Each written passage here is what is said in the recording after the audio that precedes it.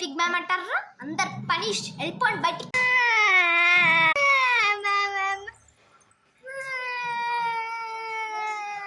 చాలే కానీ A for ఏంటో ఎవరన్నా చెప్తా?